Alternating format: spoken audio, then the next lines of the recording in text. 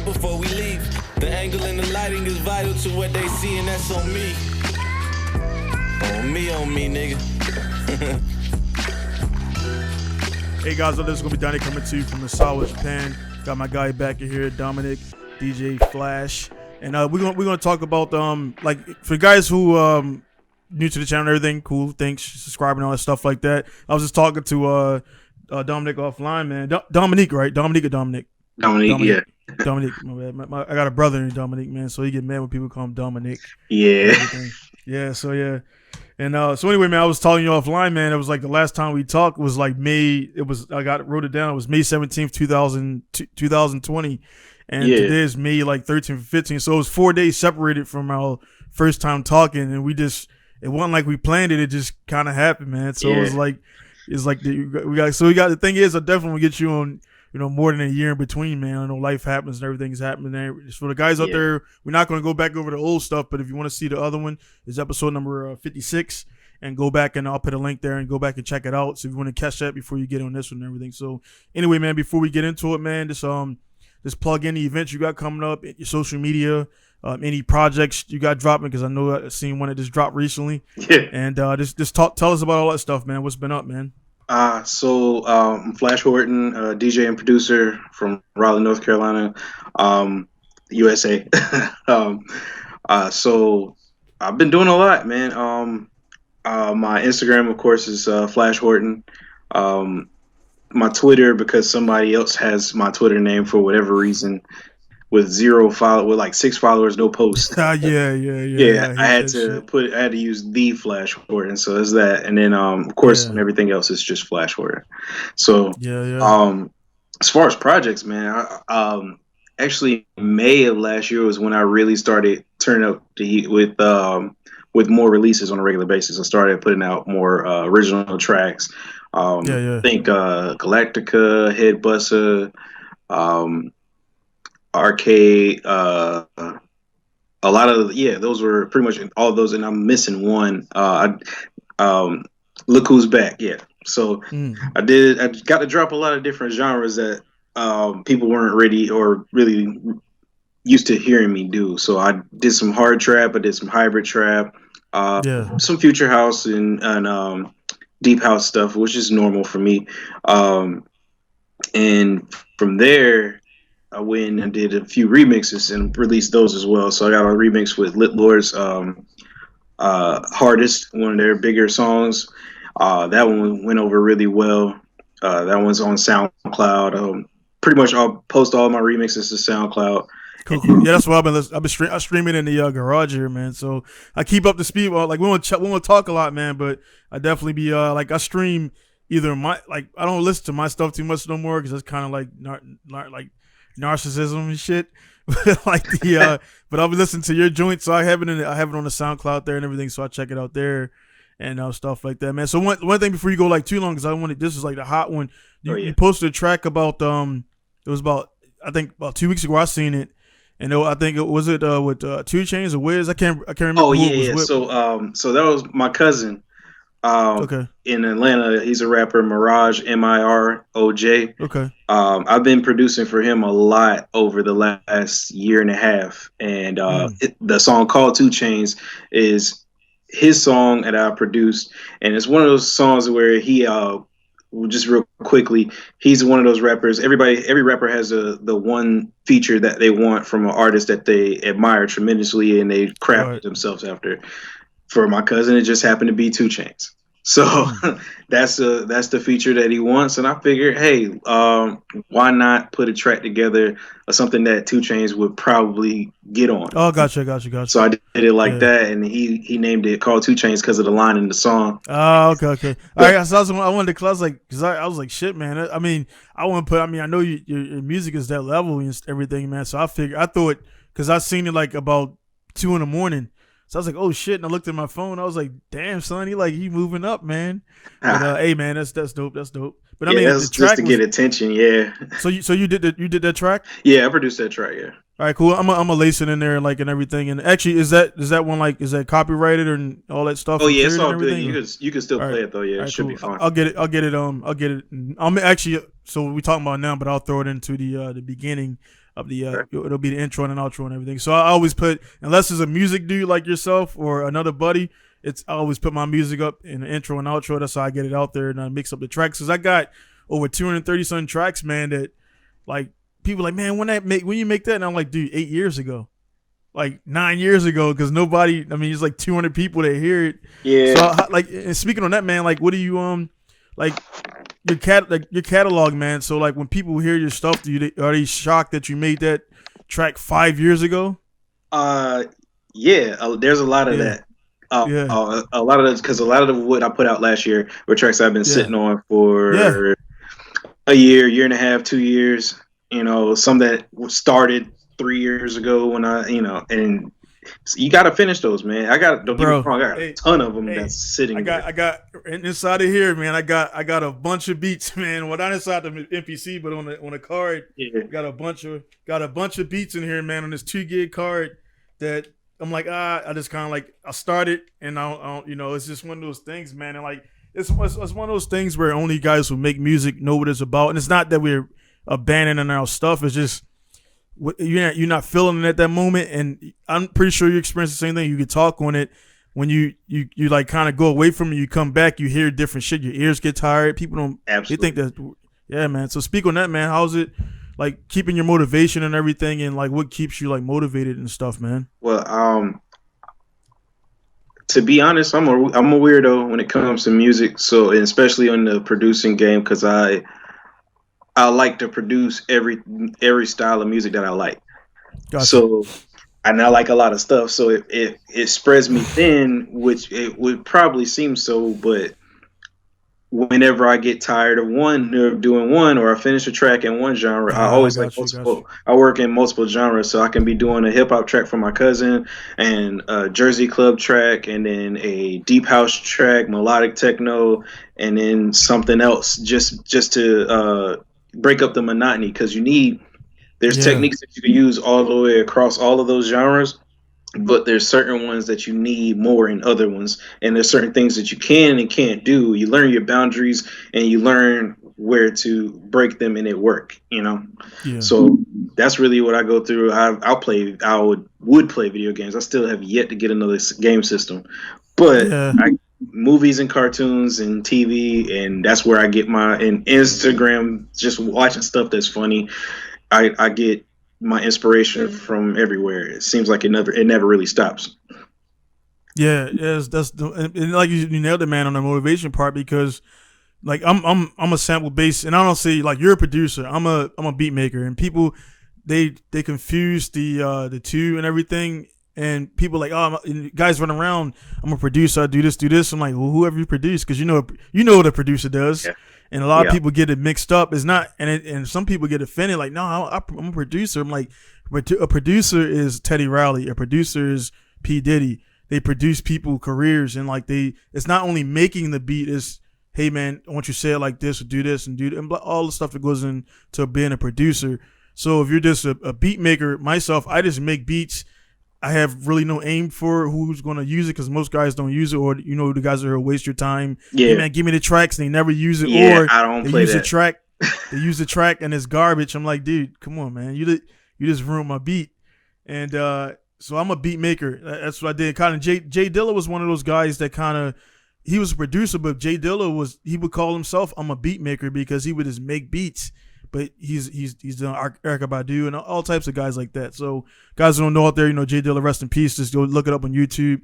He's responsible for a lot of the tracks you got right there. Then of course, most guys know they're looking at right here with MPC. Then of course, like the one of the guys who was like, later in the game, who made the MPC infamous, of course, was Kanye. But guys like, even Manny Fresh, like, of course, Guru, like all those guys, man, Pete Rock, all those guys been on the MPC, the SP12 and all those guys for years, man. So one thing is the gear, and definitely want to talk to you about the gear and see if you got any new gear since the last time we talked. And the have you got any new gear? I got a Tascam sample recorder, and mainly not any new gear. I think did get a lot of VSTs that Gotcha. that I utilize on a regular basis now. So I'm enjoying those for the time being until I can. I'm not even really 100% sure what my next piece of hardware is going to be. Yeah. I just bought another DJ controller finally. Mine was down last year, pretty much right before I went to a DJ competition here in Raleigh, and I limped through it, and I got second place, but Okay.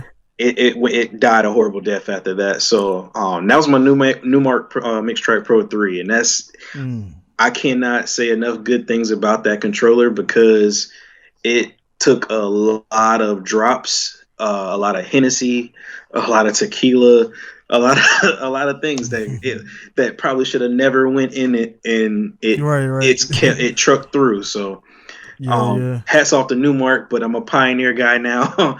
I just got my RX2 and I got it for a deal at that. So I'm loving it. I'm glad to finally be on to what I feel like is another step towards my career as a DJ.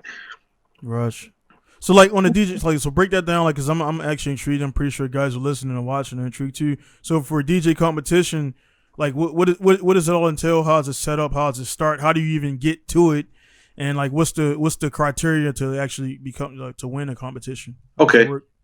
So for starters, I want to be 100% clear about this, 110% clear about this. This was not a scratch competition.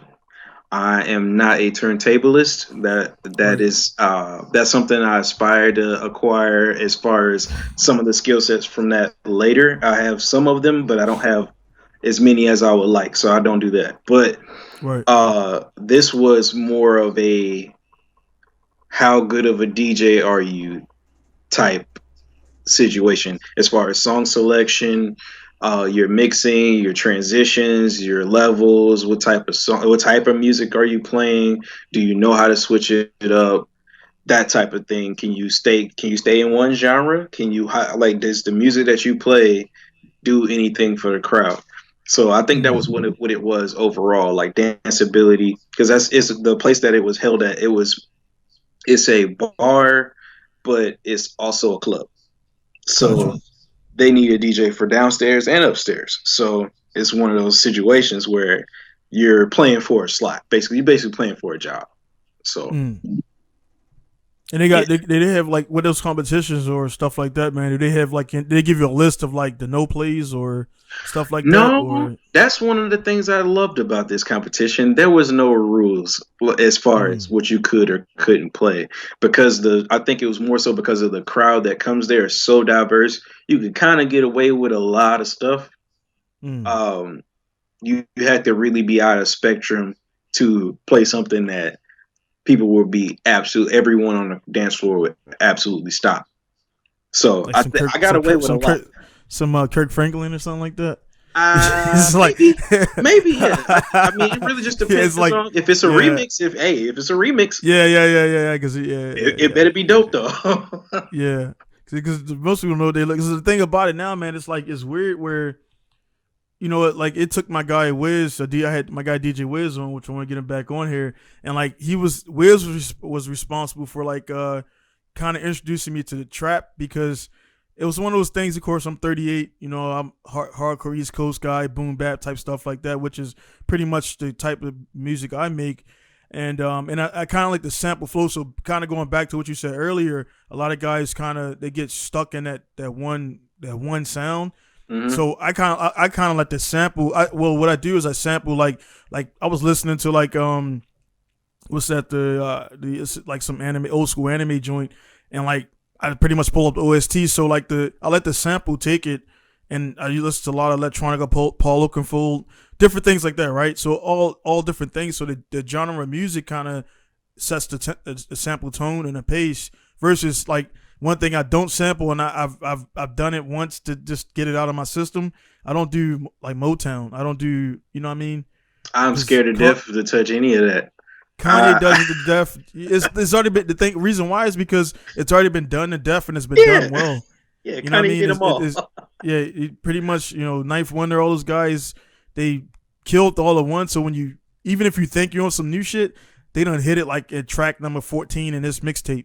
You know what I'm saying? So that's why I don't do it. So when I sample anime OST that that nobody's ever heard other than other anime geeks, they're like, oh shit, that's fucking that's this, and you're like, yeah, but the regular dudes listening don't know that, man. So it's like it's just that's my thing on it for making beats and Truth everything. be told, before we leave that anime topic, yeah. I had anime. When I first started really producing, I still had my homie Blue that hold my hand through FL Studio for a little while. I had started watching Attack on Titan. And I loved like the very first season, and I loved that intro song. And I was like, yo, I could turn that into a banger. But my skills at the time were not anywhere near high enough to pull that off. Yeah. But now that you said that, it reminded me. You gotta go back. You gotta go back. I gotta go back. Dude, that's another thing too, man. Because I mean, it seemed like you stay in motion with it, like you just move on. For me, I got on that card I just pulled out. That's like 1 of like 6, and I just got like so much stuff. And it's been 6-7 years, and I still haven't heard anybody put it up because again, everybody's targeting the same source. And I mean, I don't that's one. It's like I would never ask, other than something that's really stands out. I just never ask another guy, hey man, where'd you get that from? Because it's like, hey man, I found it. It's kind of like a code, unspoken code between NPC guys. Unless it's a battle where like everybody's gonna get that one sample, and you got a week to come up with something. Which I've done a few of those, and they're like, hit or miss. And it's like you just never really, because it's like nah, dude, I found that shit, and it's like. You can just find it. I mean, nobody. Well, cause nobody really. Because if you play it long enough, you can just pretty much put it in the what's that one app that recognizes the sound? Yeah. So like that shit's over now. So you can pretty much put your phone up to the damn speaker, and it'll tell you what it is. And I got it on my phone, so when I'm in a restaurant, so I'll put it up. Like, oh, okay, that's that. Because I'll be hearing some shit in the background, and that's the one thing about being a sample based. I'll pause the TV and rewind it. Bro, anything that I hear, and that's why OST anime is ridiculous, because like, bro, it's overwhelming. Like, oh, I can sample this, I can sample that. I'm like, this one song, one opening track on one anime I just watched the other day, man. Like, it's like 8 or 9 different beats I can get out of there, man. And at the one track, and 4-minute track, and that's an understatement probably, man. So how's it for you, man? Being like, I mean, so like your style, you're more. So are you more like what is it, from scratch style, or like you're doing these mixed samples and things like that? I do quite a bit of both. It really just depends on what I'm doing, because like I have a very limited amount of time to work on music, unfortunately. So I have to be as efficient as possible. So a lot of times it is samples, and what I'll do is, like, for example, like a lot of my melodic techno stuff is from scratch. A lot of it isn't at the same time. And then I use a mixture of both, because I can come up with an idea on my own, but there's no timetable on how long that's going to take. I never know how long it's going to, or how fast I'm going to even be able to get the idea out anymore. So I move as quickly as I can, and I feel like a lot of times I do forget a lot of the tracks that I've made, especially my hip hop tracks. I forget those a lot of times. So a lot of times I have to go back in my computer and just remind myself that, hey, these exist, and you might need to, see what you can do with them, or if you need to update anything. There's a lot of that. So for me, it's really a mixture of both. If I can use all samples and get it done and be happy with it, then cool. Mm-hmm. But I've done tracks where it's all samples, and then I get to the end and I'm still not happy with it, and I go in and add something, take something out, or recreate something in a whole nother sound or another instrument or something like that. I constantly have to do little stuff like that just to tailor make it so where it fits right for me and I can be okay with it. Gotcha. And for the guys out there who like listen to it, is new to music and want to get into it, man, what's some of the VSTs you would recommend? Just because like this one, that's a whole different battle right there with people like, well, I don't sample. But then like the thing about it, a VST is a sample of an instrument, and like I'm pretty sure you heard that argument. People like be like, and a few other producers like brought it up like, dude, don't be stupid about it. like, you know, dudes like, oh, all the stuff in your rolling or all the stuff in your motif is a sample sound of a real instrument or whatever. It's like, yeah, it is. So like technically it's all, if you want to say it, you know, unless it's like it's a straight piano or something like that. But Yeah. that as you can see, man, it doesn't make sense when you even talk about it. So that's a whole that's a whole different rabbit hole, and I don't even want to go down there. But as far as the VSTs, man, I will say the first time I loaded up a VST into which I downloaded, I didn't pay for it. It was in Iraq, but the first time I loaded up this VST to free FL, it was like a instant game changer. I'm like, and that Was it Girls Beat? No, it was I forgot what it was, but no, actually I didn't download it. I got it from my guy who in Chicago, my dude Josh, and it was like it had when you open up, it had an all red background and stuff like that. I don't know what it was, but you open it up and then it was just mind blowing because you know the stock FL stuff is stock, and then I opened up the MPD and that was the precursor to the MPC. Yeah, because what is it called? FPC. Yeah, FPC. Something like that. Yeah, that's what it is. Yeah. So I opened up FPC, then I had my keyboard triggering the pads, and then I was like, man, fuck this, man. I always wanted an MPC, and I had the money, so I bought this one right here. This one right here I had since 2007, 2008. And I got it in Iraq, man. So it's been in Iraq twice. And it's still, I mean, I just did a sensor upgrade and stuff like that, and but other than that, the shit's like broken right now. But yeah, man, it's like I got that, and that was a game changer. And like it just instantly, my sound overnight from Josh coming in at VST to getting to the MPC. Because before, man, honestly, man, my shit was whack. It was like hella whack. And so it was just the mindset and then getting the gear. And then for me, I was a trumpet player. So just getting the MPC and physically touching it, it just brought like my creativity to life, man. For sure. Yeah, like really the main ones I use, because I do majority of my music is dance music, or under the huge umbrella that is dance music. It's a lot of Serum, a lot of Silent, Babylon from time to time, for certain things. More like Babylon for like the hardstyle stuff and like hardstyle type leads. And still I use Serum and Silent for both of those as well. But Inspire is one of the newer ones that people are really liking. I'm loving the sounds that are coming from Spire, to be honest, because I hear a lot of Spire leads and pads and plucks and a lot of future house tracks and like I don't know, you can't even name anybody right this second, but there's a lot of like I know I've used Aspire one. I think I used Aspire lead in Arcade. Or no, that was Serum. But those are the main go-to. Silent, well, in Massive, a lot of people, I don't know anybody except for like a couple of people that are still using Massive that I know for sure are still using it. But that was one that I wanted to get a hold of. I'm still trying to get a hold of Contact. Like that would be, if I can get that Contact instrument library or that cinematic library, that would change the game. but right now, Flex, I'm using Flex. That's probably one of the best factory VSTs that comes on FL Studio. Like it'll give you a lot of what you can't really get out of the bass plugins that are on there. And basically, a lot of those sounds you have to pay a pretty good penny, and they give away like over every now and then they give you a free pack of pianos or some strings, and it's always good quality stuff, so you kind of can't beat it. But that's pretty much what I use for the most part. Octave, and that's the only other one that I use. Oh wait, and then Cymatics has two of them.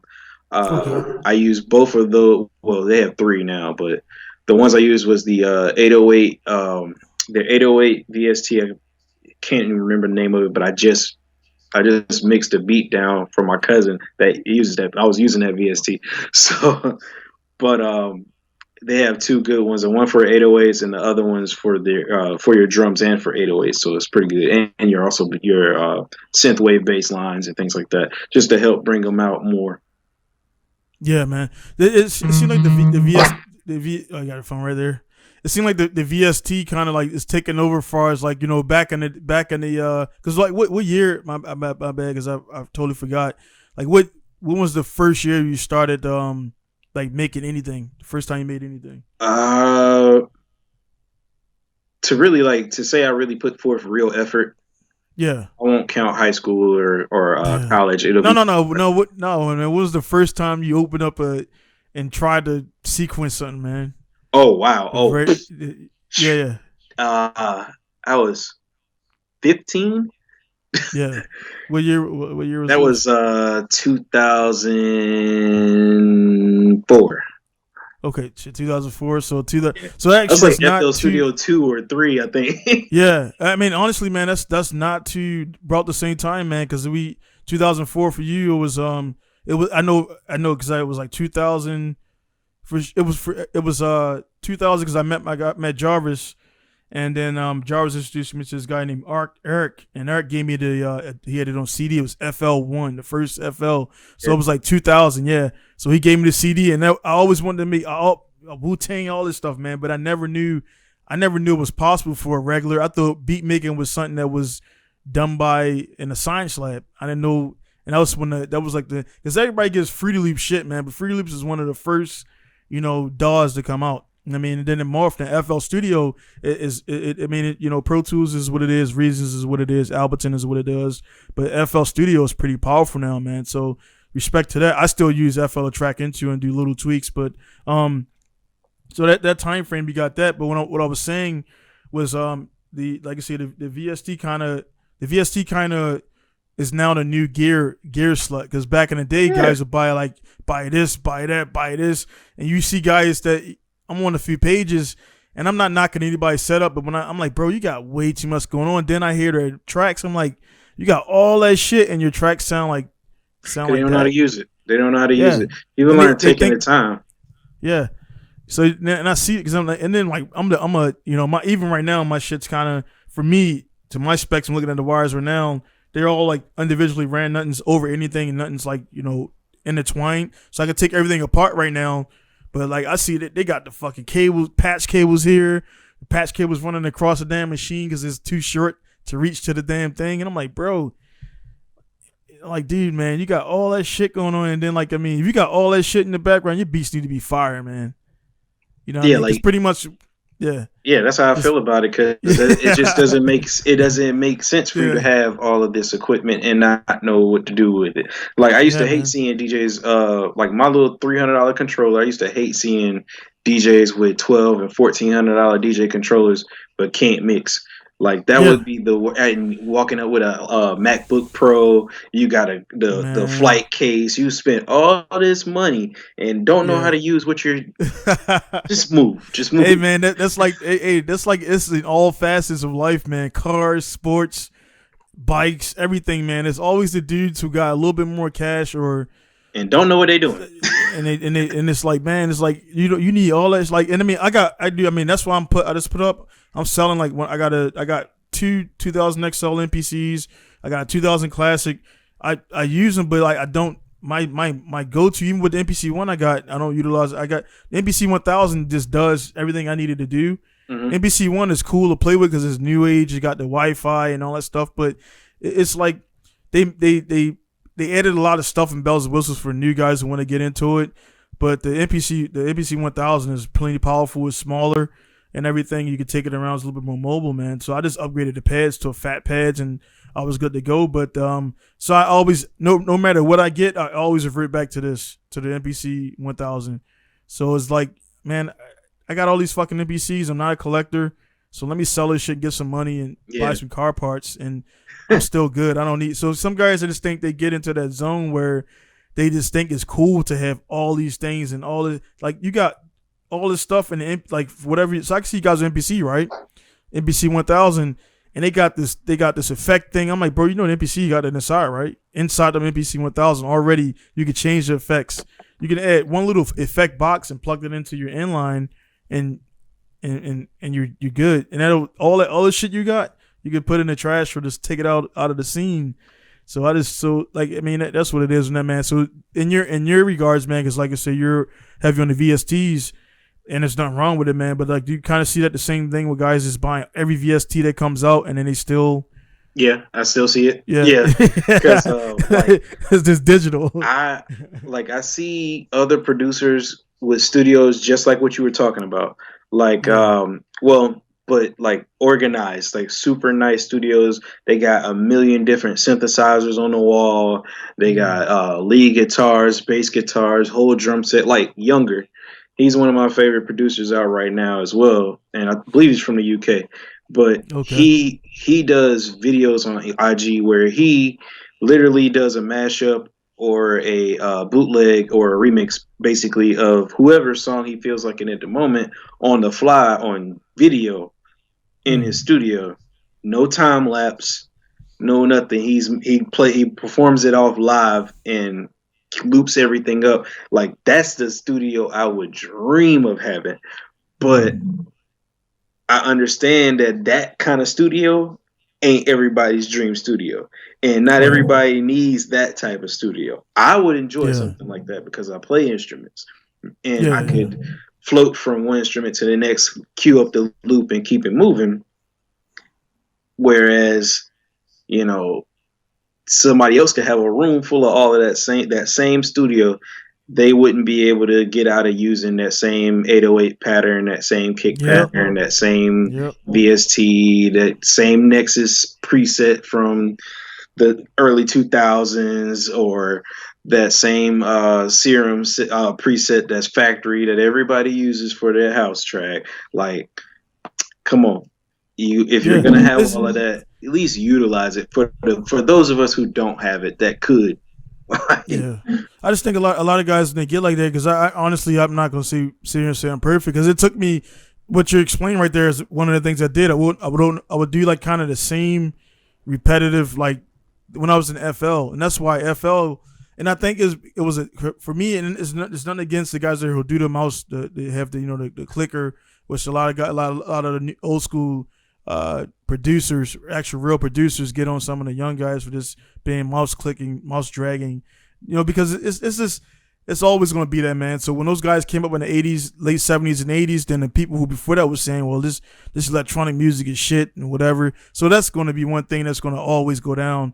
And it's kind of one of those things where, like, I remember growing up, I'm pretty sure the same way, you go to a cookouts and everything, and you notice your people playing the same music from like the 60s, and the 70s. And it's because that's what they grew up on. That's what life was easier and more enjoyable and not in the grind. And it's the same thing for us. Like when I'm on a road to Tokyo, man, I'm rocking Mobb Deep, Nas, like all the stuff that and Outkast and all the stuff that I was walking to school on. And it's like now I'm driving this car, 500 horsepower car down to Tokyo, listening to the shit I was listening to, struggling in Baltimore and shit. So that's the music that, and it's going to be the same thing for the new cats for the trap and everything. They're going to feel that. And then the guys that's in the 2000s going to be listening to Chingy and shit and Lil Flip. And that's just what and Young Jock and Jeezy. That's what they grew up on. So it was, in short, that was a soundtrack to their youth and everything. So, you know what I'm saying? That's what it was. So I understand that. So if guys who don't know that, that's what it is. It's not that, they listening to this stuff, Motown, and this is just they grew up on Motown, so that's what they listen to. Absolutely. And I like to sample stuff from the 2000s, like the middle school and up time, sometimes stuff from when I was in elementary school that was out that I probably had no business listening to, but we're not going to talk about that. So, I mean, Headbuster. That was a little scrappy, and I remember that time. That was a wild time to live in the South when the crunk era was there. Like, it was even in middle school and high school, that crunk era was something else. And in the energy that it had, I was like, yo, this is perfect to mix with hard trap. These two genres belong together. So why not do it? So I figured I did Headbuster and did great. I mean, my bad. This one, like my wife is like, my wife just gave birth to twins not too long ago, man. So she's bugging. So that's the reason. That's the only person that in the world that would interrupt my podcast, man. So yeah, she's all good, man. Oh no, yeah, man. Yeah, it's yeah, man. It's yeah, man. It's like I think a lot of people just don't allow it. They just don't. Again, even with I know this thing NPC, like, which I got on screen right here, Inside Out, for the most part, but there's still some little nooks and crannies that, like, if I really look deep, there's little things you can do. Like, people don't know when you're using it, you can actually like, you can there's a what is it, sequencer inside of it. Even though this is like it sequences, but there's a sequencer that shows like your hits, so you can actually live time go back in there and like hold erase, and you can erase the sequence while you're doing it. And that's like one thing that a lot of people don't notice even inside this thing, man. Effects, the actual, you could do a lot of things like, add a high effects, low effects, different things inside it. And so dudes will go out and buy this little effects box, right, and plug it into here. I'm like, bro, it already does it inside the NPC, so you just added something to something that already had it. And it's that right there. When I see that, it's like I don't put dislike on people's stuff or say something crazy. I just see it, I move on. I'm like, all right, they'll learn. But I'm like, bro, you got all these fucking boxes and shit, and the box that you got does everything inside already, standalone. You don't need anything, man. So that right there just shows your stuff, and I'm pretty sure you see it. And I know, I mean, we talked a little bit, man. I know you ain't that type of dude to be throwing shade on people like that, but you'll probably see a guy and it's probably like your eyes are just raised, like, okay, cool, man. Yeah. Do you, man? That's what I'd be like, yo, yeah. You spent a lot of money. No, because I mean, like, I use the Novation Launchpad Pro 3, the MK Pro 3. And I'm using it in the FL Studio predominantly because I just haven't decided to fork over that 450 to get Ableton Live. So, or what is it? I think the new one is like 600 or whatever. But yeah, I'm not forking over that bridge just yet. I'm not quite there, but I plan on actually utilizing both of them pretty equally in the future. Yeah. Like, I like to create my sample. Like, I feel it coming eventually, so I'm gonna go ahead and start working on it ASAP. I'm gonna start putting out sample packs. So I'll be buying some, man. Let me know when they come out because I'll be buying it to support my guy, and also I'll be using them, man. That's just how I work, man. I appreciate it. I support my people, man. But yeah, man. With because it's one of those things, man. Because I got, of course, the garage right behind me with the cars. You know what I do for the guys who are listening and everything. Because this is gonna be, and also I'm gonna upload this to my music channel because I revived that. So I'm gonna take all my podcasts that are music related and then move those over. So this will actually be a double post. So I revamped my music channel, and it's like, it is what it is and that stuff. But yeah, man, it's so much. It's just, man, but I'm getting overwhelmed just thinking about it. And I got the car stuff going on, and I want to do for all my favorite animes, OSTs, like just pretty much make a non-profit mixtape. Whoever can download it, whatever you want, because I'm not into my hustle is not selling music, and that's you know how that thing works, and that's a whole different. That's something you can't. You seem like you got some stuff to talk about there. You can't be halfway on and off. I had a situation with J. Cole and his team where I made a track about 4 or 5 years before his album dropped. Somebody hit me up like, hey, man, you sampled J. Cole or you sold a beat to J. Cole? I was like, nah. The dude sends me the track. It's my exact track with some little changes, man. Better mastering, but it was my track. And I think I told you about this, man. Yeah. You don't find that track that I sampled. It was like electronica joint. Electronica dudes have like 30 albums. Oh yeah. And nobody knows about one of them, right? So that was this group was one of those groups had about 15, 20 albums, and this track was like number 35. There's no fucking way, dude. No way that they just stumbled upon that. So we was talking about SoundCloud. SoundCloud is great and SoundCloud is bad because people get creative block, and what they do is they got the lawyers, they got the money, and they come to SoundCloud and steal from us. Mm-hmm. This is not a. I'm not trying to throw shade on J. Cole. I respect J. Cole. He's one of the dopest new age cats, but they definitely stole my shit. There's no way around it, man. And honestly, I bet he probably didn't even. He probably had no idea. You're and right. the problem is those guys that do that, they just in the crew. Right. Exactly. And they just want to. Oh man, this shit's And that's what I mean. That's why I put a post up about it. J. Cole don't know me from anybody, everything. So I know for sure J. Cole didn't go on SoundCloud. It's like they got, you know how to rap. They got all these dudes around them, all these guys that want to be the next Kanye, and they're just like trying to make the hottest shit. And apparently somebody heard my shit, they liked it, and they just repurposed it. But it was the tempo, everything was the same, man. So I was like, oh wow, damn, man. So I actually went to the group on Facebook, crazy how shit works for the guys when you heard the story, and I hit them up by Messenger, and I was like, hey man, just curious, man, like, you know, I sampled your stuff a little while ago, and I was like, are you familiar with this song? And I just want to see how it worked. I wasn't trying to throw shade on him as well because I'm pretty sure they cleared it. He's like, yeah, you know, he told me his whole full name. He's like, yeah, they had legal rights to sample it. And he was like, and his part of the thing was like, man, I'm sorry, but like hip hop is brutal, man. I'm like, yeah. Yeah, so man, so have you experienced anything like that as far as clearing and having anything happen like that, man? Okay, yeah. Once, if you could talk about it, I could talk about it. Yeah, but this dude was basically like he tried to say that we use the same chord progression, or no, he basically said I stole this song, and I'm like, okay, well, matter of fact, he hit me up on SoundCloud and was like, yeah, man, I think you stole my song. I'm not mad or anything. I just want you to take it down. I was like, send me your song and let's see. Because is this an industry cat or just another SoundCloud? I think he had way more followers than me. I'll say that. Right. So yeah, I was like, okay, send me your track and we'll check it out. Then I sent it from there. I listened to it. I'm like, yo, these sound absolutely nothing alike. Right. The only thing that we had in common was we both bought the same acapella pack. That's it. Right there. And dude. I told him, I was like, yo, it's 100% royalty free and commercial royalty free, which means I can put the song out, name it, title it the same thing that you title it with the same vocals. We can have different music and they both can be out at the same time. That's how that works. And he got all mad or whatever. And I was like, yeah, I'm not taking it down. So you can get over that. Like, there's nothing, that's the only thing that. So like, what are you, like, you're going to take somebody to court over like that's like buying a VST pack. Right. You know what I mean? Just like pretty much what happened. You buying and that's why sample packs are cool, but then they're only cool if you get them right away. Because once it gets out to everybody.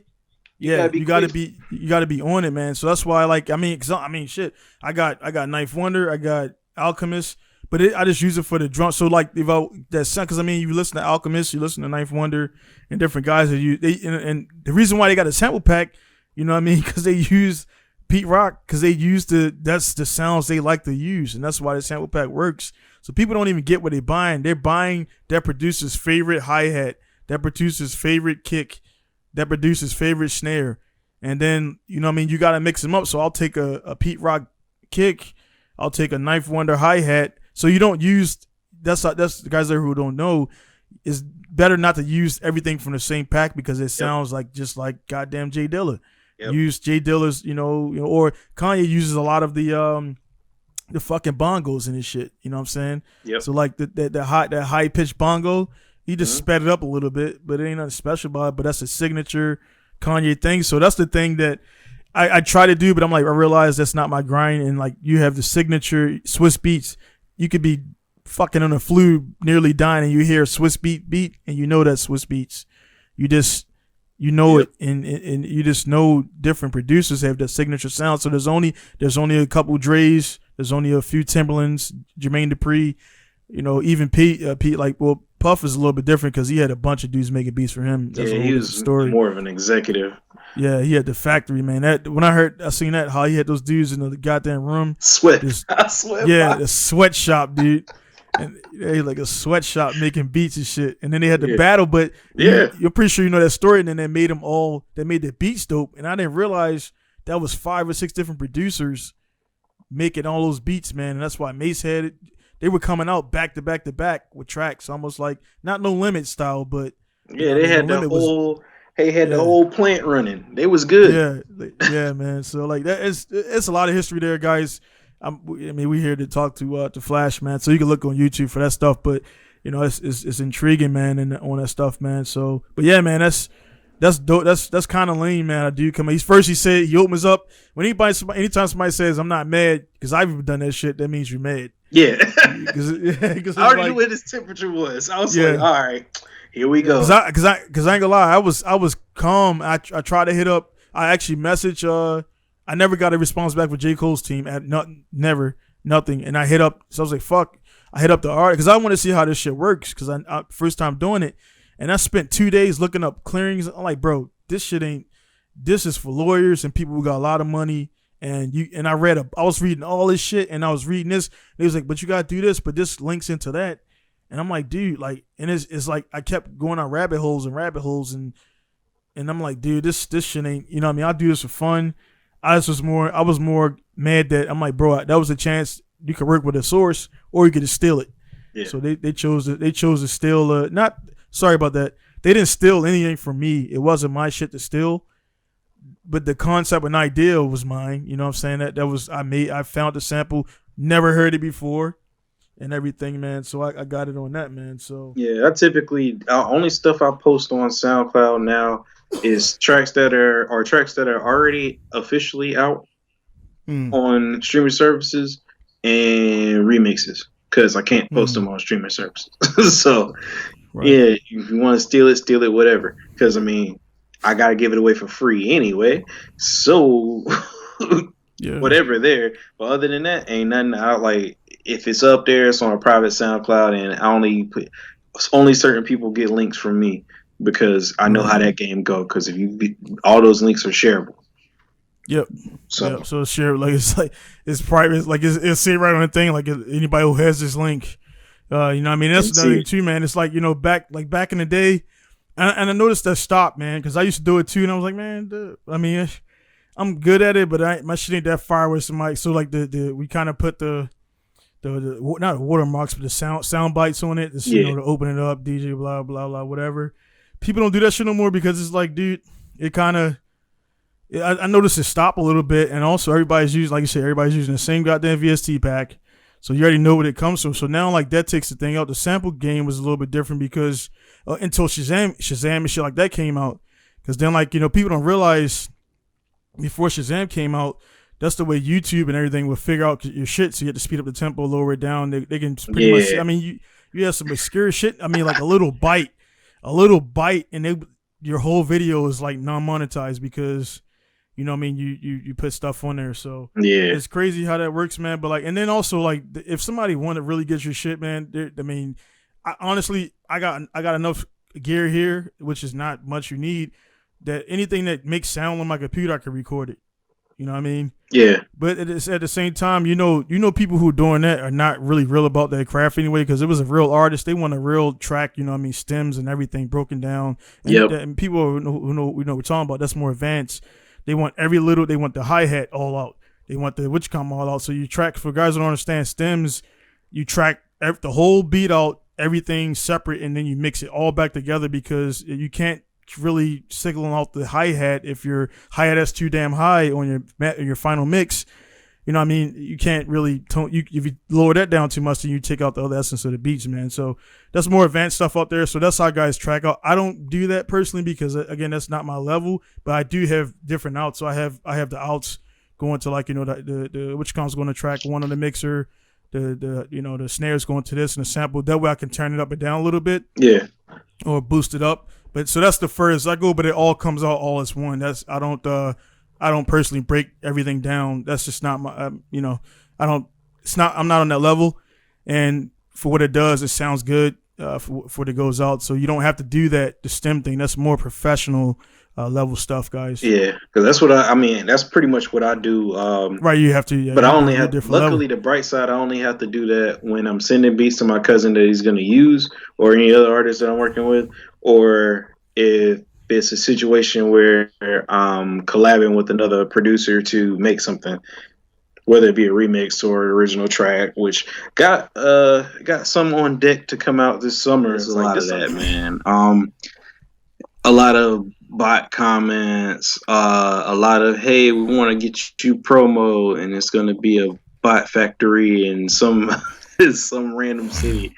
And you're going to get all these streams that are fake and nobody cares. Yeah. Like, it's It's a racket. Then man, then dudes be buying because you know it's out there. Dudes be buying fucking buying streams. They be buying like you can tell when it's bought. Like you can tell when it's bought. The numbers don't add up because they'll be like 500,000 listens, but they only got 300 fucking followers. So they don't realize like if you're gonna do that, you know, you got to do like both of them. And I had a guy, and I had a buddy of mine who was into like random shit, man, and he did shit like this. Like he went on my page and he's like, "Hey man, check out your page." I'm like, "What do you mean check out my page? This is my back before my shop." And he was like, this was when my shop first opened, something like that. He was like, "Check out your driver page." I'm like, "All right, cool." I looked at it and it was like fucking 20,000 followers. I'm like, dude, he was like, "Hey man, thanks for the help." I'm like, "What?" So the dude on his sites, he would use that shit all the time to keep the likes up. You know, to keep them up, you got to pay. Mm-hmm. And then I was like, "What the fuck what did you do, man?" He was like, "You know, I got this software. I didn't know this was even a thing." And he went on my thing, and you can give somebody likes and give somebody like follows and shit. So he went on there, he put my Pink Ranger Drift or something like that. He put it in there, and then like he gave me $20K. You know, I think it was like $20 or something like that. So my shit went up to $20K, and then like I'm like, "What the fuck, man?" And I was like, "Whatever, man." I was like, you know, I didn't pay for it. I didn't do it. You know what I mean? I kind of heard of it. And then like soon as I guess the shit wore off, it went right back down to fucking like 6,000. Like all those likes, because they were all bots. They were all bots and shit. So, and then also guys that are listening, man, this shit's real. If you do that shit in certain places or whatever, like they'll close your account. Yeah. So like, yeah, they don't fuck around with that no more, man. So you gotta be careful with that stuff. And now it's all over the place. Buy likes and buy this. Buy streams, you're not buying reposts, playlists. This is bots, man. These are all fake accounts, or they make it people accounts like it, and then a person realizes that I don't know who the fuck this is. And I noticed that like lately, every now and then I run across. It's like, yo, I didn't follow this person. Why would I follow this person? Or like, being unsubscribed. YouTube is big on that too. Like now it's money, man. So like my channel just got to a certain level, and then it just like it won't, because they want you to pay for ads, and I did pay for ads once to test it out.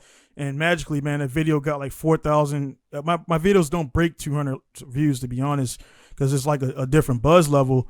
So like I paid for the ads to advertise my shop. I did get business out of it, so the ad was for a business ad, and I got like 4,000, 5,000 views in this video, like, which is not a lot, but considering I've been only getting like 200 views for the last couple of years, like YouTube is all in the game, and I'm pretty sure it's the same on the music platforms. Yeah, it's the same on the music end. It's the same on Instagram, same on TikTok, Facebook, Snapchat. It's all the same now. Twitter.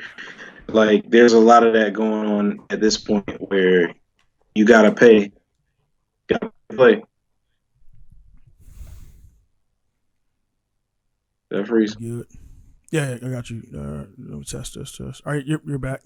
All right, cool. Yeah, like there's a lot of that.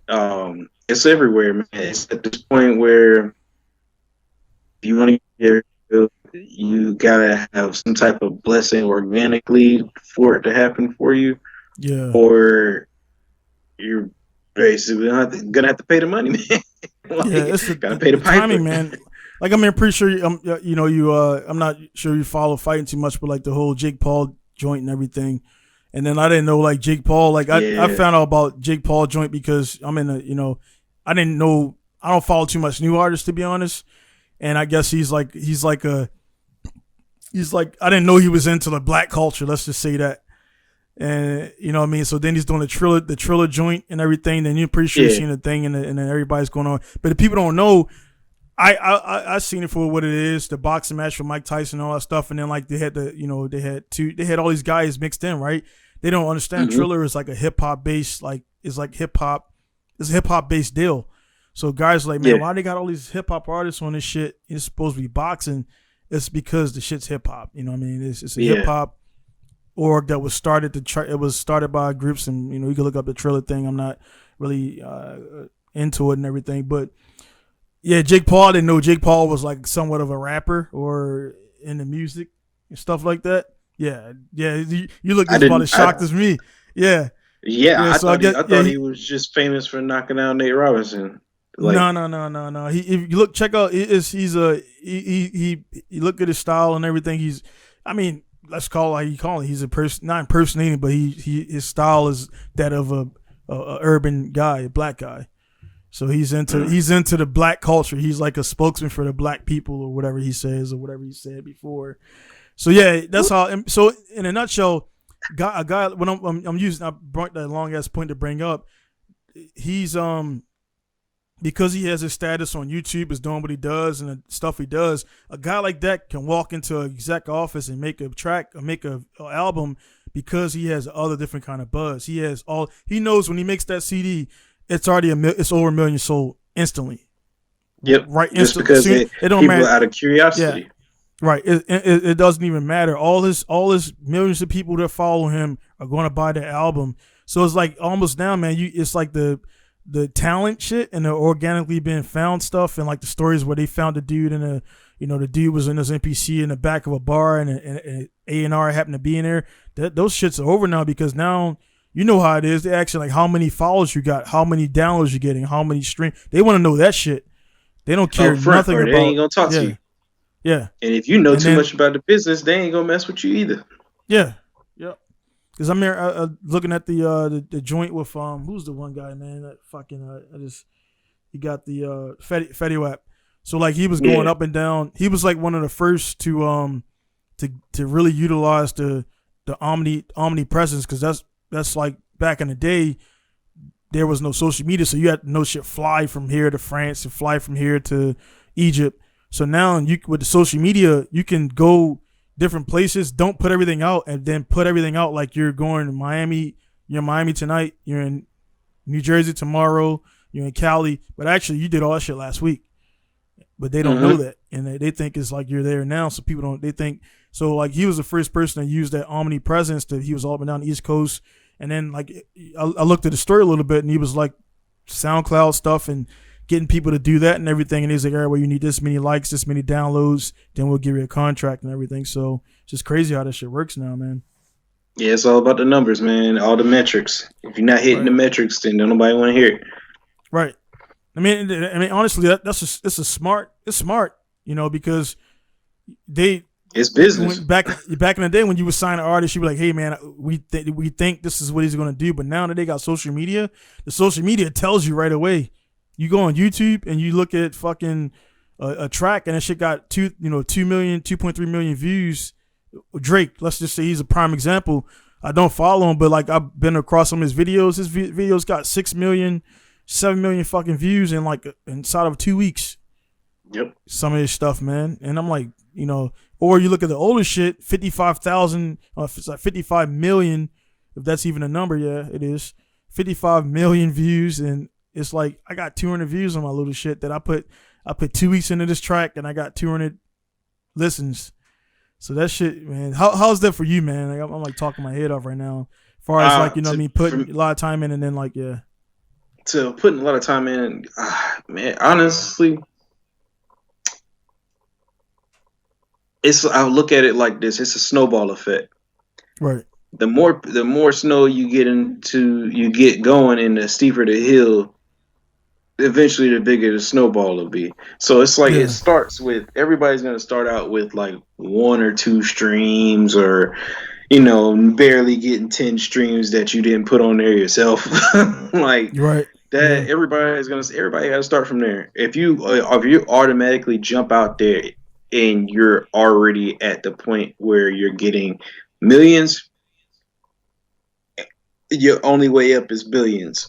And only a handful of people have made it to that number of streams. So essentially, you kind of lost the anything less than 1 million. Once you get to 1 million, anything less than 1 million is a flop. When you get to 100,000, anything less than 100,000 is a flop. 500,000, same thing. So I try not to even press myself on that. It's more so, does the song work? Did enough ears get on it? If not, how can we fix it? Right. And if I can't answer those questions, then I'm not ready to put the track out. Or I know if I can answer those questions, I know what direction I need to go next with it. Whenever I do revisit that genre. Right. So you remember like one thing when you just saying that, one guy that just popped in my head, I don't know why, I mean, because he's more notable guy, Skrillex. You know who Skrillex is. People who out there know Skrillex, and you remember that, and you remember, and I don't know where he's at and how he's doing now, but you remember that it was like that. So you say he's still making stuff and everything. Oh yeah. So yeah, I think he put a track out like last week. But I mean, but that's the thing. You know, I didn't know that. And the thing about it, you remember that summer where dubstep came out? Well, not came out, but it was some movie used it, or somebody used it. Skrillex was like that guy. Like, I mean, I'm pretty sure Skrillex, people hate when you bring it up. You know what I mean? He's the only notable dubstep guy I know personally, you know what I'm saying, that does it other than yourself that mess with it. And I won't say personally, but that I know that name popped in my head again when I mentioned J Dilla, you know, all the different RZA, all the different producers that got me, you know, into doing what I do. He was one of the notable. But you remember that one summer when it came to the forefront and everybody was like, every car was driving the street, dubstep. You got big black dudes with dubstep on, and then dubstep kind of it almost went right into trap. Like, as trap was around, but then it went right into it. Yeah, it just like somebody hit the fader and shit, and the dubstep went down and the trap came up, and it just seemed like it just kind of was hot for a couple of summers, and then like, where'd it go?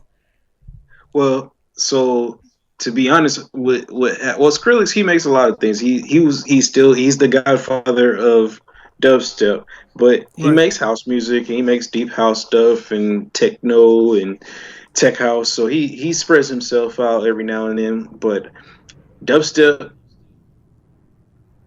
isn't dead, right? It isn't what it used to be because the pool got oversaturated. You had too many sharks in a kiddie pool. Way too many. Then on top of that, every other, because I am a producer as well, when I get on social media and I get on Facebook, every other ad that I scroll up is, hey, don't you want to become a dubstep producer, dubstep producer school, and dubstep sound packs? I'm like, bruh, I don't like, first of all, no disrespect to anybody who likes dubstep. I can only handle about 30 minutes of it. After that, I'm good. I don't make it on purpose so I don't have to play it. I will play like a couple of them because they do have enough trap elements for me to be like, all right, I can deal with playing this song. But that's about where it stops, because it just got way too saturated too fast, and then now you have a ridiculous amount of dubstep producers that are struggling to get work.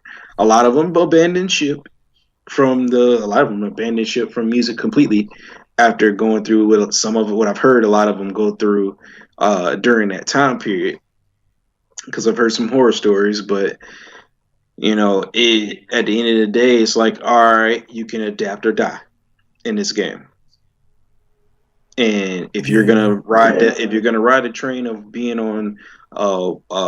being a one-trick pony and only rolling with one genre, it better be one that's not going nowhere, like house, hard style, deep house, techno, something. It can't be. But dubstep was just too new for it. It became too big to fail. It became the Titanic of its generation. Like, quickly, it just like kind of the 100% all you just said, man. It just kind of went. It didn't have a gradual, build up. It just like went. It kind of like it just went like nothing, then bent straight up, and then everybody. And in their defense, man, it was like kind of the marketing thing, and it's like almost everything new. Like, a lot of people don't realize. I didn't honestly realize, because it's just like I was so focused on what I did, I just kind of tuned everything else out. Then also my business and cars and everything, I was doing that. I didn't realize people would think trap came out, you know, was something that had came out in the last 2 years. When you go back, like it was already 2012. Yeah.